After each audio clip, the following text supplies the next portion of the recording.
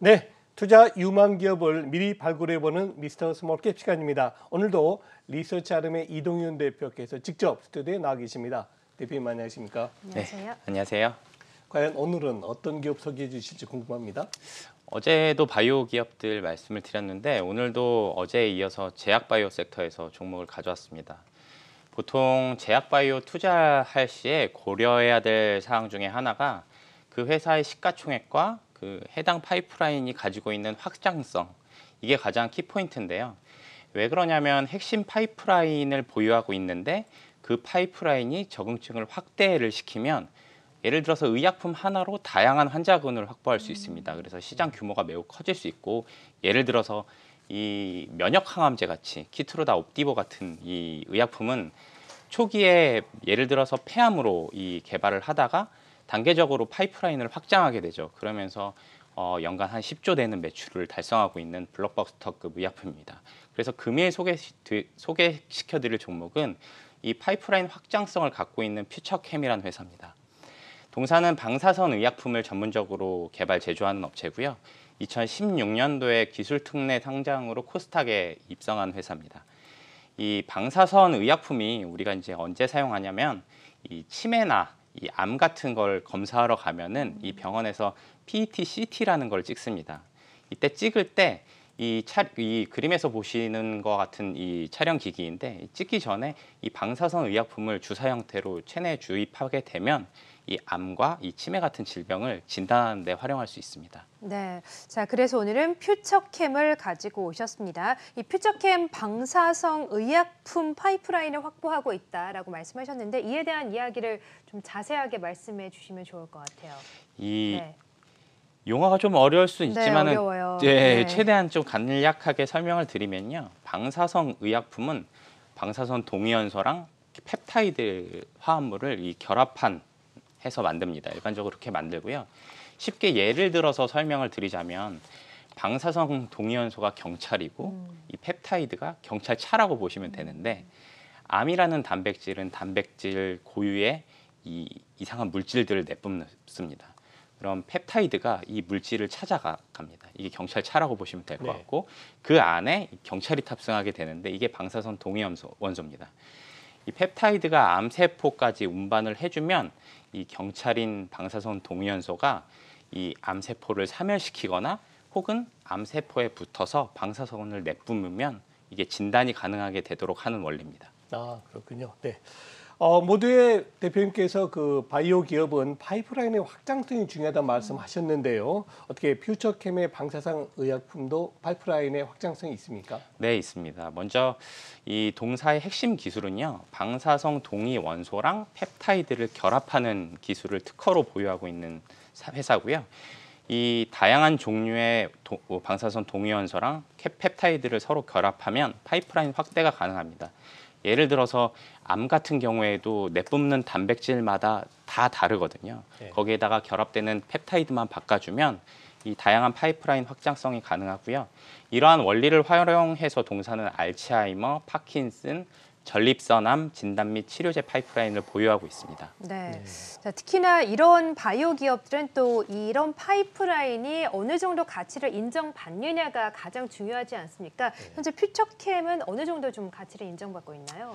일반적으로 바이오 기업들을 평가할 때 그 타겟 시장의 규모, 거기에 대한 MS, 이거의 현재 가치, 뭐 일반적으로 이렇게 계산하는데, 뭐 쉽게 계산하는 방법은 동사와 비슷한 규모의 파이프라인을 가진 해외 상장사랑 비교하는 방법이 아마 가장 보시기 좀 쉬울 것 같습니다. 그러겠죠. 예. 네, 동사의 전립선암 치료제와 유사한 화학적 원리를 가진 회사가 이 미국의 엔도사이트라는 회사가 있습니다. 이 회사가 이 FDA 임상 1상 2상을 거치면서 시가총액이 1,000억이었는데 시총 2조 원까지 상승했고요.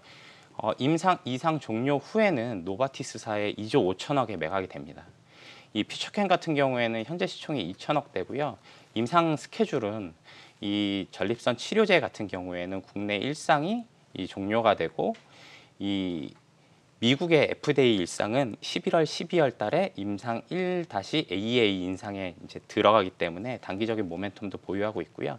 전임상 단에서 엔도사이트 대비 1회 용량 투여량은 적은데 암에 침투되는 이 침투율이 높아서 일단 전임상단에서는 상당한 경쟁력을 확보한 회사입니다. 자, 그럼 이제 퓨처캠의 전립선 암 치료제에 대한 파이프라인을 살펴봤는데요. 또 다른 분야의 파이프라인도 있을까요? 이 회사 아까 말씀드렸던 것처럼 이 방사성 동위원소를 바꾸면 치료제도 되고 진단제도 될 수 있거든요. 그래서 동사는 전립선암 진단 파이프라인도 보유하고 있습니다. 이 임상 스케줄은 내년도 상반기에 국내 3상 종료가 예정이고요. 미국 FDA 1상은 이 올해 말에 예정되어 있습니다. 이 동사와 같은 기전으로 전립선암 진단제 품목 허가를 받은 업체가 글로벌리 2군데밖에 없고요.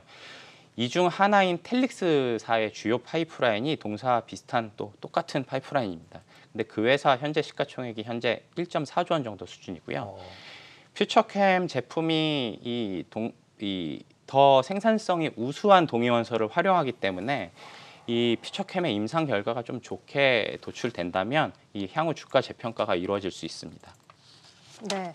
자, 그러면 퓨처캠 지금 현재 좀 매출을 이끌고 있는 제품군이 어떤지를 봐야겠는데 현재 좀 잘 나가는 매출은 어떤 제품에서 나오고 있나요? 동사 매출액도 지금 꾸준히 좀 올라오고 있는 상황인데요. 이 재작년 매출액이 한 80억, 작년에 110억, 올해 한 120, 30억 정도 매출액은 나올 것 같습니다. 먼저 동사의 주요 매출 포션은요. 파킨슨 진단 방사선 의약품입니다. 이걸 PD뷰라고 하는데 이 뇌 CT를 찍기 전에 파킨슨 진단을 하기 전에 이 동사의 방사선 의약품을 맞습니다. 근데 이 CT에 대한 보험 적용이 확대가 되면서 PD뷰로 진단받는 환자 수가 전년 대비 일단 50% 정도 늘었고요. 내년도에도 환자 수는 약 40% 정도 늘 것 같습니다. 동사 제품이 경쟁사보다 우수한 점은 이 영상을 찍고 영상 결과가 나올 때까지 이 경쟁사 제품 한 200분 이상 걸리거든요. 근데 동사 제품 90분 정도로 짧고 경쟁사 제품은 진단을 받기 하루 전에 또 약물 섭취가 필요하기 때문에 좀 불편한 점이 있습니다. 이러한 이유 때문에 이 PD뷰가 2015년도에 출시됐는데 원래 경쟁사 제품이 지휘 제품이었는데 현재는 지금 대부분이 동사의 PD뷰로 진단을 받고 있는 상황이고요. 미국의 FDA 패스트트랙 제도를 통해서 미국 시장에는 임상 절차를 좀 간소화해서 품목 허가 절차를 받기 위해 준비 중인 것으로 보여집니다. 미국 시장은 한 1,200억 정도 시장인데 이 향후에 미국 시장에서 이런 부분들이 좋게 반응을 한다면 미국 시장에서도 상당한 점유율을 가져올 수 있습니다. 그렇군요. 그리고 제가 퓨처캠의 주가를 봤더니 지난 8월 달에 급등을 했어요. 혹시 무슨 다른 이유가 있었습니까? 이 올해 6월에 아마 가장 좀 큰 제약바이오 업계에 가장 큰 이슈가 있었는데 이 18년 만에 치매 치료제 아두카두맙이라는 그랬죠. 치매 치료제가 네. FDA 최종 승인을 받았습니다. 기존의 이제 치매 치료제는 단순히 이제 치매에 대한 이 치매를 좀 늦추는 그런 약물이 대부분이었는데요.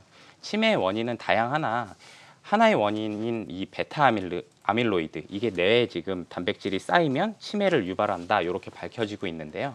이 아두카두맙이 이런 성질을 보여주고 있습니다. 퓨처캠은 이 뇌 속에 있는 베타 아밀로이드 단백질을 측정하는 제품이고요. 2018년도에 이 세계 최초로 상용화를 시켰습니다. 제품명은 알자뷰라는 이 제품이고요. 아두카두맙 자체가 이제 국내에서 품목 허가 신청에 지금 들어갔고 통과가 되면은 정확한 진단을 위해서 퓨처캠의 알자뷰 수요도 증가할 것으로 기대되기 때문에 당시에는 주가가 이런 측면에서 오른 것 같습니다. 네. 자, 퓨처캠 주가를 보니까 8월 달에 좀 많이 올랐지만 사실 최근에는 좀 주가가 너무나도 좀 지지부진합니다. 계속해서 하락 추세가 좀 유지가 되고 있는데 아무래도 매출이 좀 늘어도 적자가 지속되기 때문이 아니었을까 이런 생각이 들거든요. 앞으로의 전망을 좀 어떻게 하고 계세요? 이 회사 자체로 보면은 사실 뭐 시총 2천억대 기술력을 보유하는 회사인데 대부분의 이제 바이오 섹터 종목들이 대부분 좀 안 좋았습니다. 근데 이 회사를 지속적으로 보면은 이미 전환사채나 유상증자를 통해서 현금도 한 300억 정도 확보해 놓은 상황이라서 향후 1, 2년 안 동안은 임상에 필요한 현금은 일단 충분한 상황입니다. 그래서 재무적 리스크는 어느 정도 해소된 상황이고요. 마지막으로 주요 파이프라인 임상 같은 경우 이 파킨슨 진단은 내년 초에 미국 FDA 패스트트랙 승인이 이게 관건일 것 같습니다. 이게 패스트트랙 승인을 받으면 회사는 굉장히 레벨업 가능성이 있고요.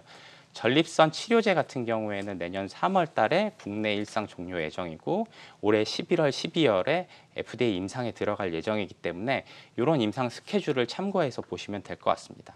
전립선 진단제도 내년 상반기 이 국내 3상 종료 예정이고요. 올해 말에 FDA 일상 종료 예정이기 때문에 이런 임상 스케줄을 고려하셔서 보시면 좋을 것 같습니다. 네. 네.